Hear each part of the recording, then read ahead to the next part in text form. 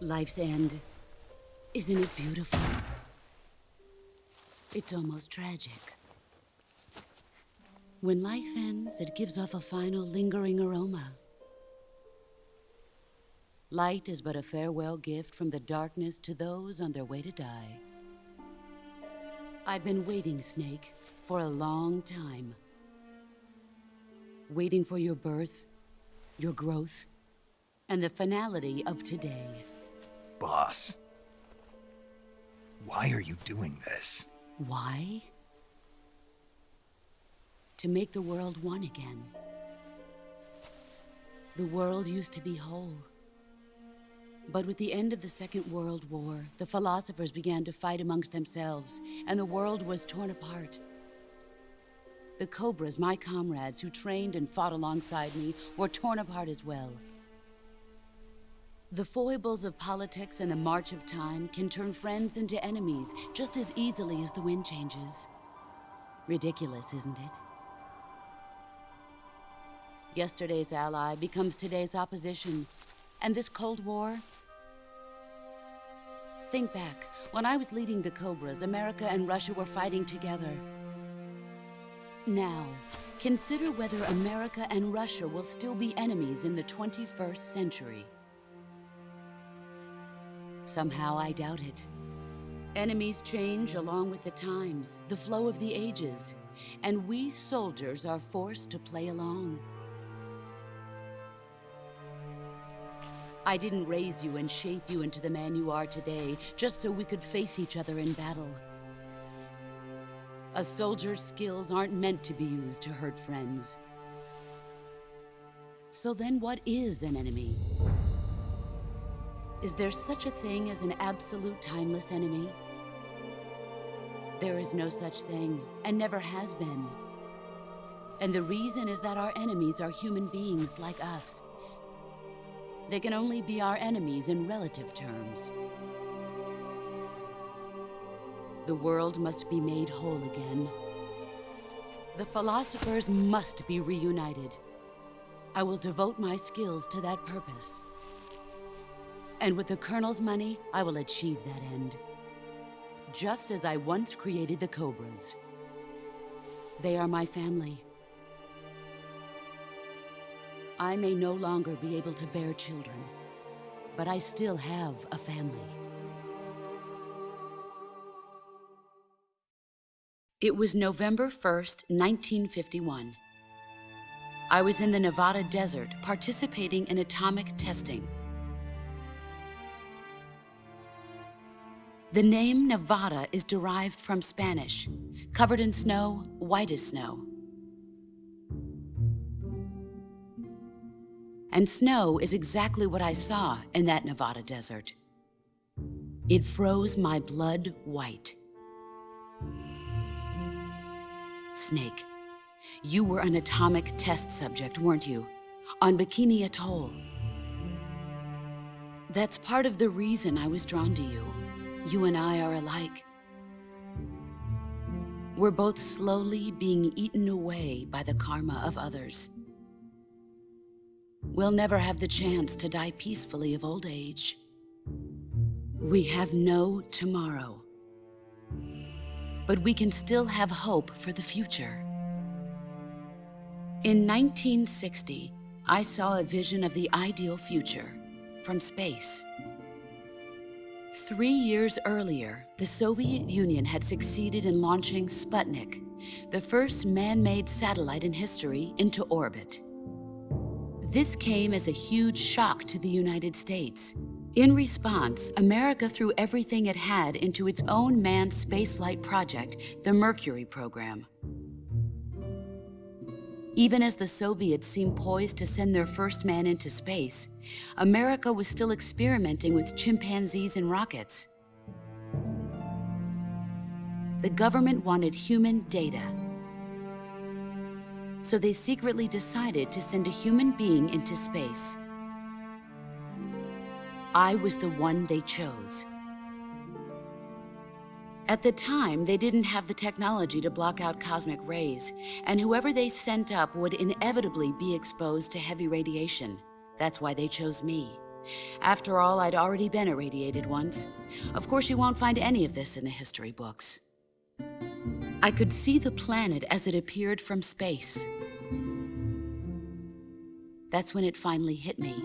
Space exploration is nothing but another game in the power struggle between the US and the USSR. Politics, economics, the arms race, they're all just arenas for meaningless competition. I'm sure you can see that, but the Earth itself has no boundaries. No East, no West, no Cold War. And the irony of it is, the United States and the Soviet Union are spending billions on their space programs and the missile race, only to arrive at the same conclusion. In the 21st century, everyone will be able to see that we are all just inhabitants of a little celestial body called Earth. A world without communism or capitalism, that is the world I wanted to see. But reality continued to betray me. In 1961, I was sent to Cuba, to Bahia de Cochinos. It was part of a CIA-sponsored invasion under the guise of taking Cuban exiles back to their country. But the US government betrayed them. Our weak-kneed president held back their air support. Defenseless, the exiles were annihilated by the Cuban army. All I could do was watch in silence. I was set up by the very country I'd sacrificed so much for, by the very government I dedicated my life to defending. I was driven from the surface world, and I went underground. Then, 2 years ago, I faced the Sorrow, my old comrade in battle. He was my friend. But one of us had to die. I was left with no choice. The Sorrow gave his life for me. There is no enmity between us. One must live, and one must die. That was the mission. The ones who gave me that mission were the philosophers. Early in the 20th century, the true holders of power in the United States, the Republic of China, and the newly formed Soviet Union gathered together in a secret meeting that would later be known as the Wise Men's Committee. The secret pact they formed there marked the beginning of the philosophers. But the last of the original members died in the 1930s. After that, the organization began to run out of control, and the Wise Men's Committee degenerated into a mere shell of its former self. The philosophers of today have no sense of good or evil. Their influence extends to countries and organizations involved in every aspect of every war. They have become war itself. That's how they operate. The sacrifices of war cause a shift in the times. This shift leads to renewed conflict, and in turn triggers the next war. Like a nuclear chain reaction, each conflict sparks countless others, forming an endless spiral that will continue on for eternity. Do you understand what I'm saying, Snake? By consuming me and you, the philosophers intend to keep that cycle going forever. It was my father who explained all of this to me. He was one of them. You see, I am the last remaining child of the philosophers. But after he revealed the truth, my father was killed by that same shapeless, formless organization. And my father isn't the only thing the philosophers have taken from me. In June of 1944, the Cobras and I took part in the landing at Normandy. We'd been given a top-secret mission to locate and destroy enemy V-2 rocket installations. I was pregnant at the time. The Sorrow was the father. I gave birth on the field of battle. a beautiful baby boy. But my child was snatched away from me by the philosophers.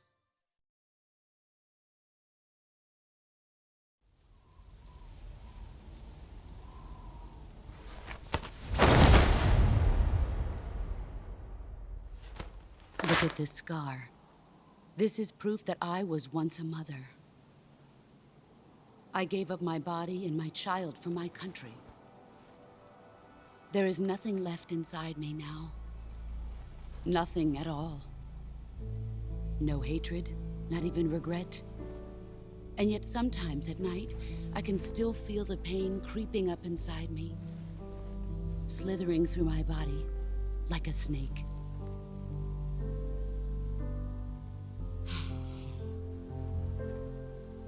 I've never talked this much about myself before. Thanks. Thanks for listening to me.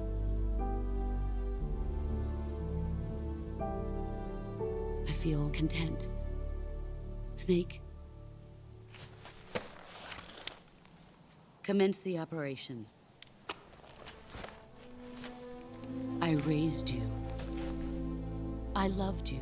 I've given you weapons, taught you techniques, endowed you with knowledge. There is nothing more for me to give you. All that's left for you to take is my life, by your own hand. One must die, and one must live. No victory, no defeat. The survivor will carry on the fight. It is our destiny. The one who survives will inherit the title of boss. And the one who inherits the title of boss will face an existence of endless battle. I'll give you 10 minutes. In 10 minutes, MiGs will come and bomb the hell out of this place. If you can beat me in less than 10 minutes, you'll be able to escape in time. Let's make this the greatest 10 minutes of our lives, Jack. Boss. You're a soldier. Finish your mission. Prove your loyalty. Face me. Here I come.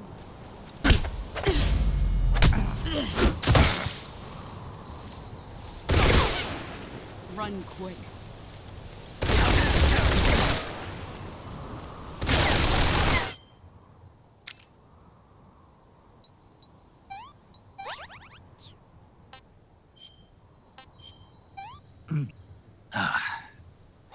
I want some more.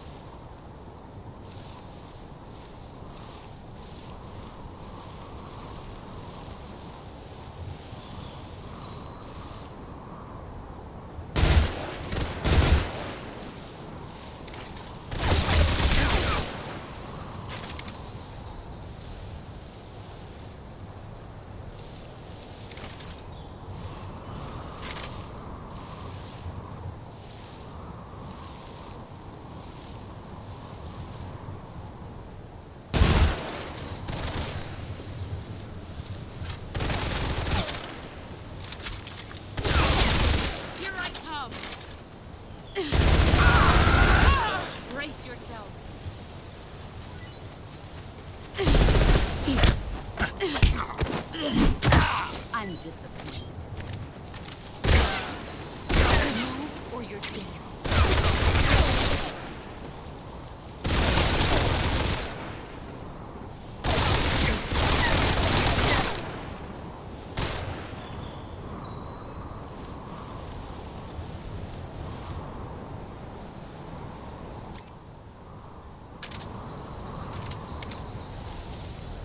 Let's see what you're made of. Let's see what you're made of.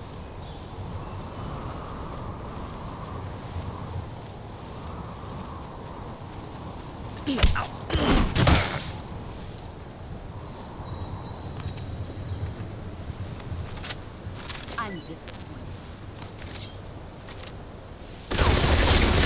5 minutes. Heads up.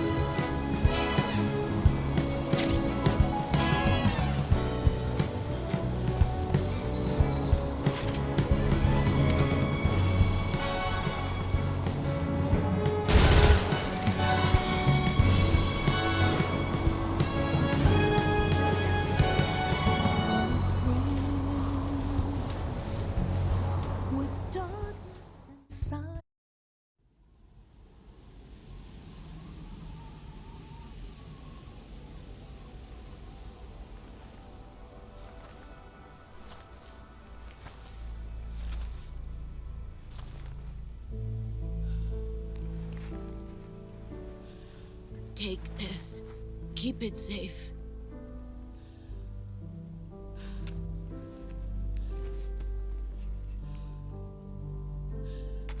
It's our only hope.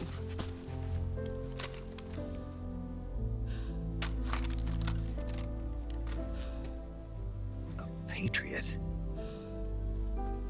Why are you giving me this?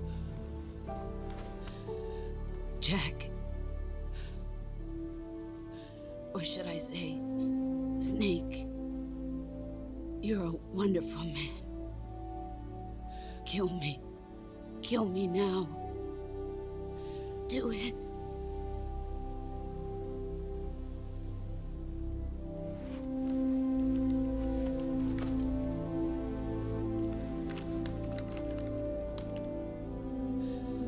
There's only room for one boss and one snake.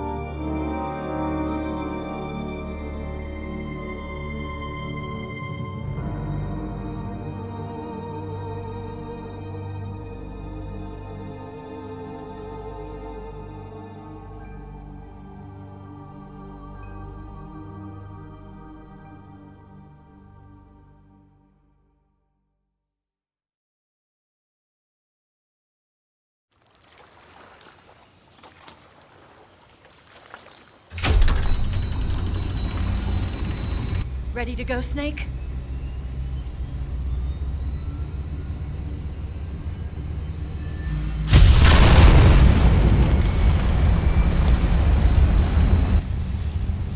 Are you okay? Snake? Yeah.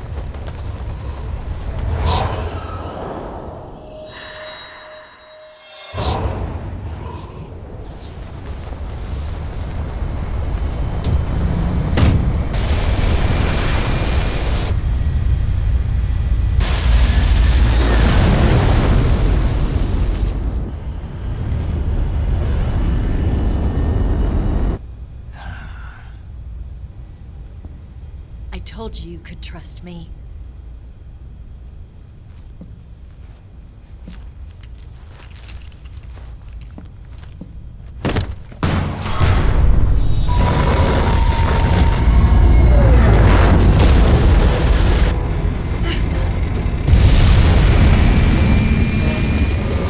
Snake!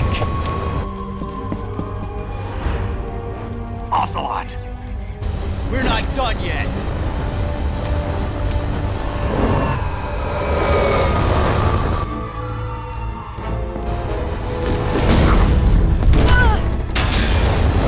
Damn!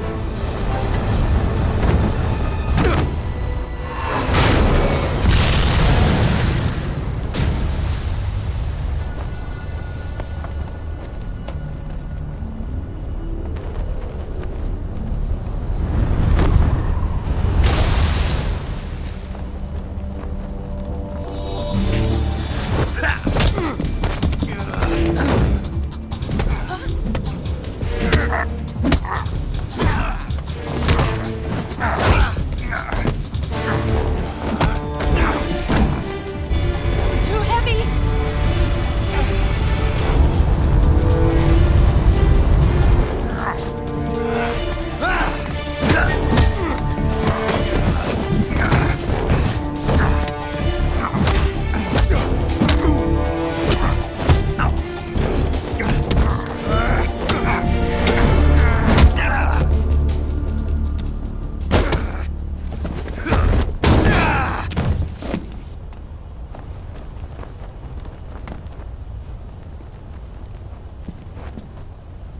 Snake, try to remember some of the basics of CQC.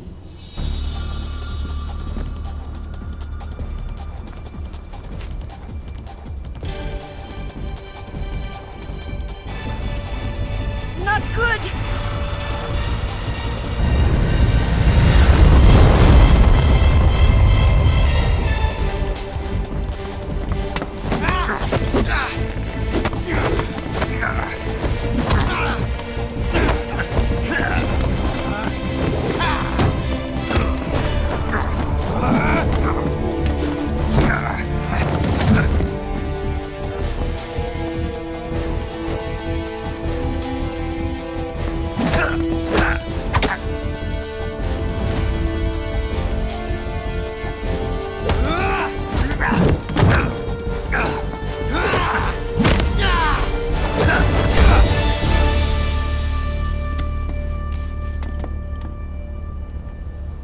I picked up a few new moves.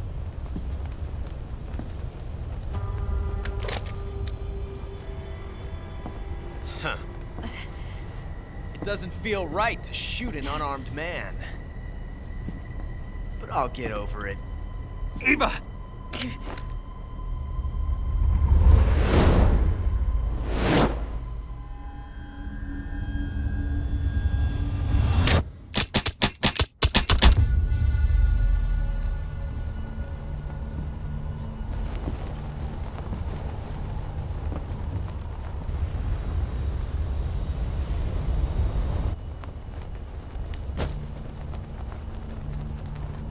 What do you say to one last showdown? Yeah, all right.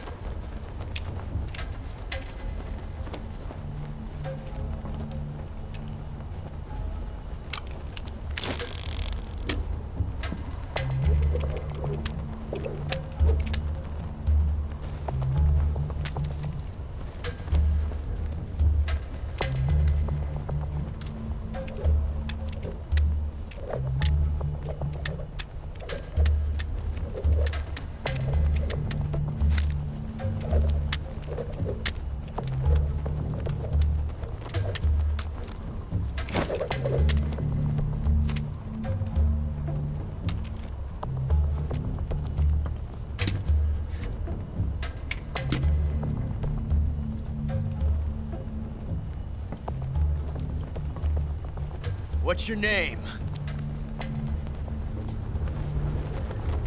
Snake. No. Not that name. You're not a snake, and I'm not an ocelot. We're men with names. My name is Adamska. What's yours? John. Very well, John. Plain name. But I won't forget it.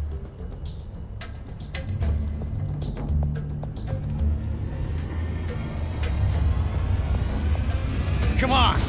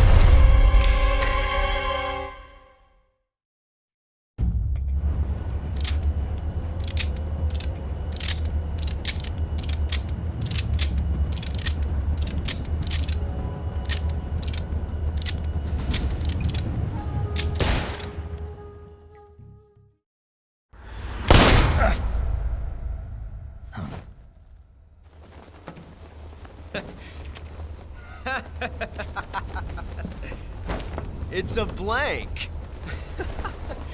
Oh, that was fun.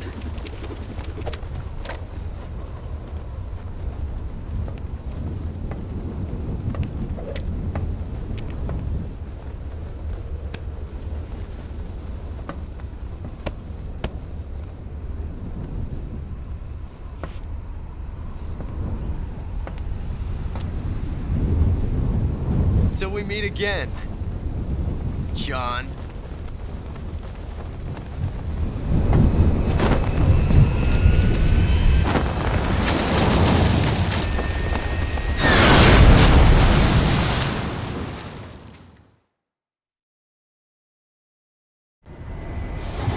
Snake! Give me a hand! Pull!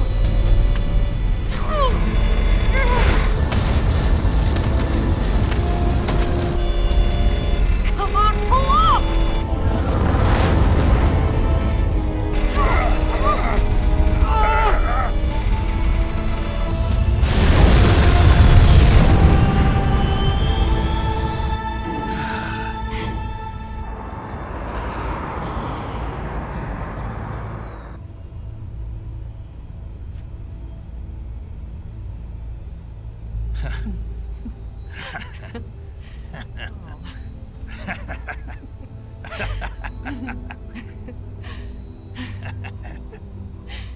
We made it. Yeah, we sure did.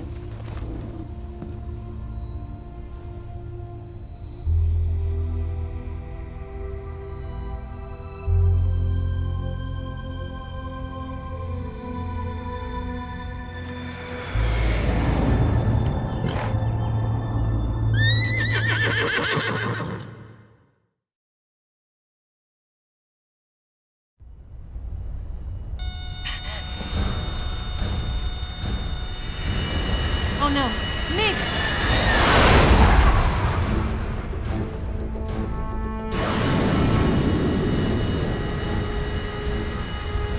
There's no way out! What are we gonna do? We've come too far to let them stop us now. Those things have got to be armed. It's no use. There's no way we can outmaneuver them.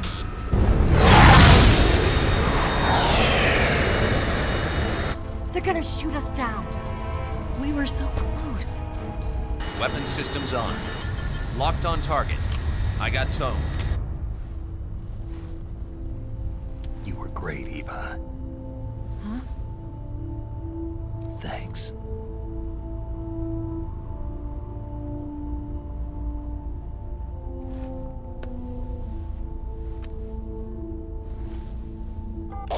19, this is Control. Stand by for a direct order from the chairman. Oak 19, return to base immediately. Do you read me? This is a direct order from Comrade Khrushchev. Return to base immediately. Oak 19, do you copy? Understood. Aborting mission. RTB. Look! The MiGs, they're turning back! Woo!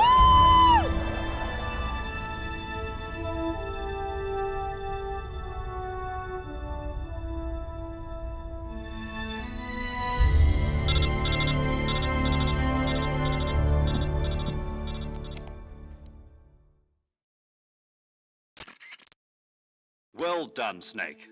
The MiG's disengaged. Most likely under orders from Khrushchev. Is this his way of helping us? Who knows? Maybe he didn't want things to get messier than they already are. Or maybe he just wanted us to owe him one. The important thing is, you made it out alive. As long as Khrushchev is with us, I don't think they'll be coming after you. It should be smooth sailing all the way to Alaska. I'm sending someone out to Galena Base to meet you. To meet me? The DCI and the President himself are waiting at Langley. Don't keep them waiting.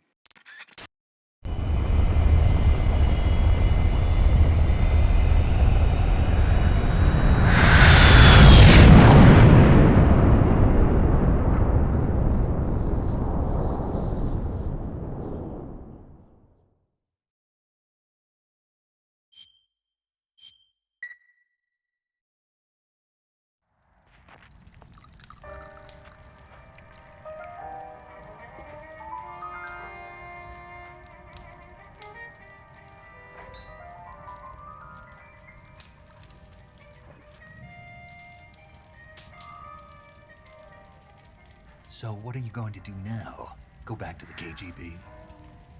What do you want me to do? Did you ever think about coming back to America? I can't go back. I've left America behind me.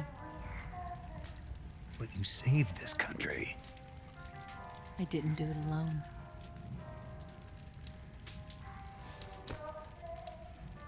And I still owe you a dinner.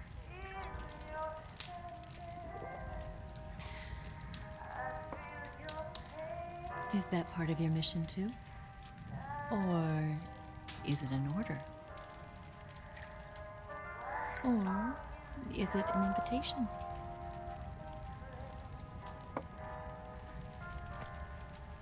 Or a proposal?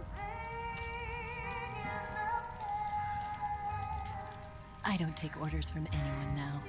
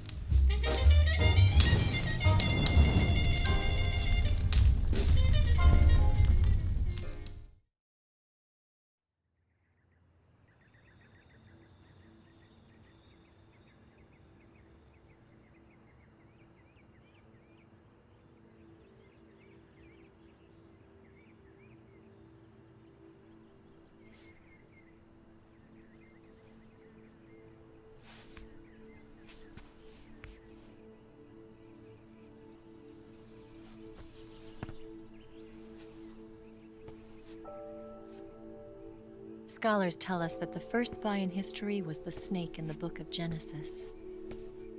In that story, it was Eve who was tempted by the snake in the Garden of Eden. But But this time around, it was I who tempted the snake and got away with the forbidden fruit of knowledge. Forgive me, Snake.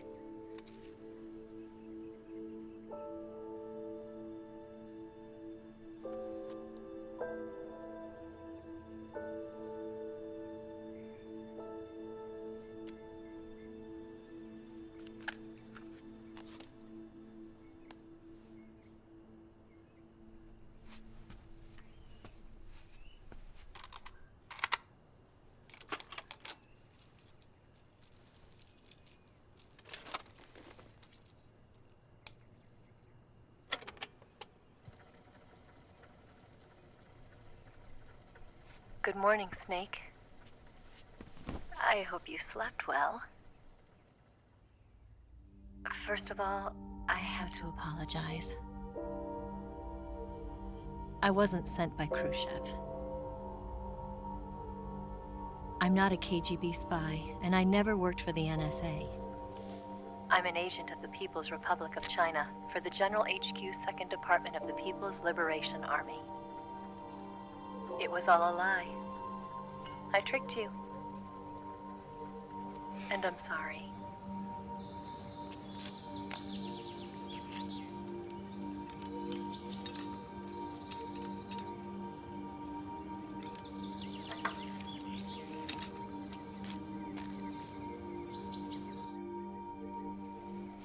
The philosophers still exist in China, too. You see, my mission was to find out where Volgan was hiding the philosopher's legacy and steal it. So I infiltrated his base as a KGB spy. The two NSA codebreakers who defected in 1960 were actually both men. The real Adam never showed up at the meeting place, saving me the trouble of having to eliminate him. I sneaked in by pretending I was Eva. And you and Sokolov and Volgan, you all believed me. The philosopher's legacy was originally held in common between the US, Soviet Union, and China. We couldn't let the Russians and the Americans take it all for themselves. The Chinese government had its eye on the legacy too. I got the film containing the legacy, and also the nuclear missile launch data from the Shagohod. 5 years ago, the Soviet Union stopped supplying us with nuclear weapons technology. Since then, China's Liaodong easing, hydrogen bomb, and space rocket projects have fallen behind. But with this data, our country will be able to develop its own nukes. We'll create a deterrent force to rival those of the US and Soviet Union. Everything has gone according to plan, thanks to your help. I too am one of the philosophers. I'm an agent of the philosophers, a graduate of one of their charm schools. I was raised in a joint US-Soviet-Chinese facility to become a sleeper agent. This was before the war. Back then, they were collecting children from all over the world. As a result, I'm indistinguishable from a native-born American. So it didn't surprise me when you and Volgan couldn't tell the difference. But she knew right from the beginning. She knew because before the war, she was at one of the philosopher's schools too, as an instructor. The boss was the only one I couldn't fool. She was the only one who knew I was a fake. She told me everything. Why did she open her heart to me like that? At the time, I couldn't understand it. But now, I think I do. Snake. She wanted you to know the truth. She chose me to tell you. That's why she saved my life. I've lied to you so many times, but not this time. My orders from the government were to obtain the legacy and to eliminate everyone who knew the truth about what happened. In other words, I'm supposed to kill you.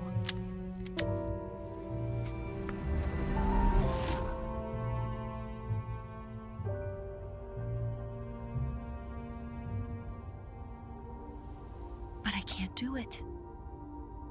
Not because we loved each other, And not because you saved my life, but because I made a promise to the boss. And I intend to keep it. I just wanted you to know. And you have to live.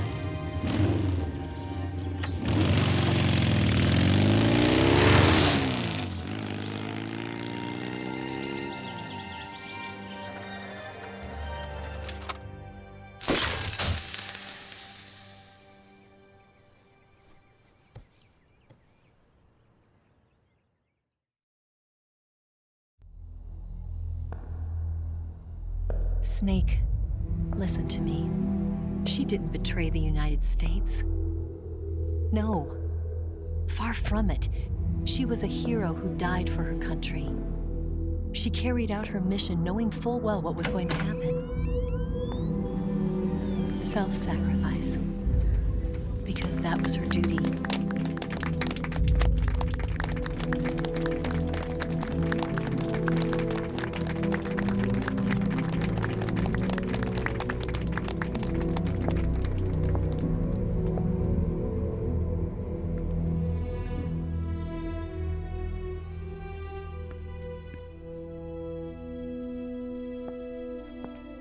You are above even the boss. I hereby award you the title of Big Boss.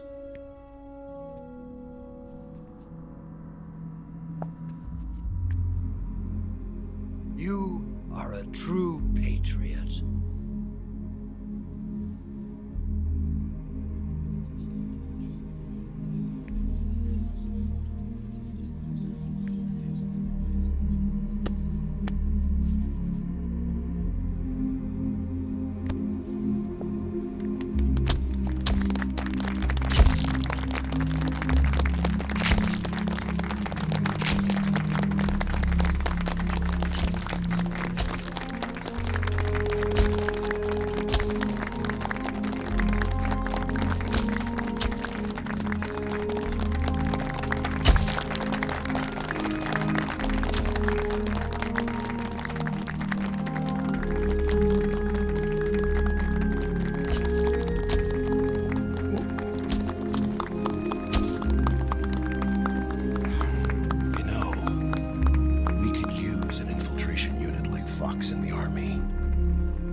Someone like him to handle our top secret sneaking missions for us. A man who combines the qualities of a soldier and an agent. The boss's defection was a ruse set up by the US government. It was all a big drama staged by Washington so they could get their hands on the philosopher's legacy. And the boss was the star of the show. They planned it so that they could get the legacy that Colonel Volgin inherited and destroy the Shagohod at the same time. Only a legendary hero like the boss could have earned Volgin's trust. Finding out where the philosopher's legacy was hidden was to be her greatest mission. Everything was going according to plan. But then something happened that no one could have predicted. Colonel Volgin fired an American-made nuclear warhead at Sokolov's research facility. Khrushchev demanded that the US government provide proof that it wasn't involved. They couldn't just abort the operation to steal the legacy. So the operation itself was greatly expanded and revised. The authorities in Washington knew that in order to prove its innocence, they'd have to get rid of the boss, and that one of their own would have to do the job. The public couldn't be allowed to find out about it. Not ever. This, they concluded, would be the best way to keep the whole thing under wraps. The boss wouldn't be allowed to come back home alive, and she wouldn't be allowed to kill herself. Her life would be ended by her most beloved disciple. That was the way the government wanted it. That was the mission she was given, and she had no choice but to carry it out. Her death at your hands was a duty she had to fulfill. Out of duty, she turned her back on her own comrades. A lesser woman would have been crushed by such a burden. The taint of disgrace will follow her to her grave. Future generations will revile her. In America as a despicable traitor with no sense of honor. And in Russia as a monster who unleashed a nuclear catastrophe. She will go down in official history as a war criminal. And no one will ever understand her. That was her final mission. And like a true soldier, she saw it through to the end. But I think she wanted you, of all people, to know the truth. She wanted to live on in your memory. Not as a soldier, but as a woman. But she was forbidden to tell you herself. And that's why she told me. Snake, history will never know what she did. No one will ever learn the truth. Her story, her debriefing, will endure only in your heart.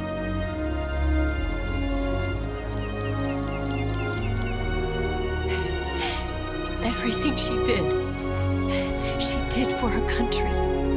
She sacrificed her life and her honor for her native land. She was a real hero. She was a true patriot.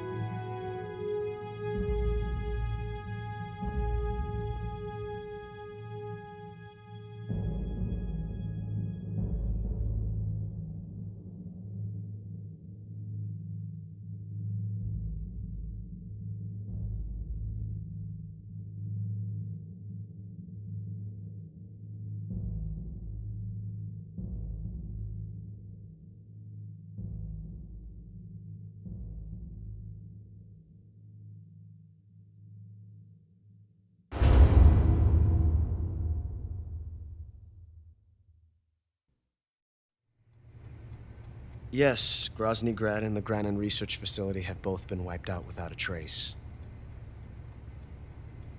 I understand, sir, but they were necessary sacrifices. Yes, the CIA has taken care of the boss themselves. I believe the White House will be satisfied. Khrushchev is finished. Your time has finally arrived. Yes, the American president is relying on us to keep a lid on the whole affair. We've got him by the balls. It should make a valuable trump card in future negotiations. Yes, Chief Director, of course. I'll keep the KGB informed.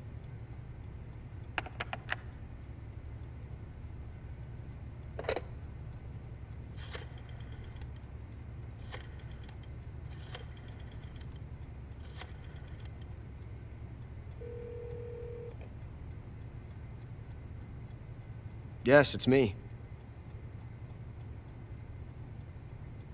The boss has accomplished her mission.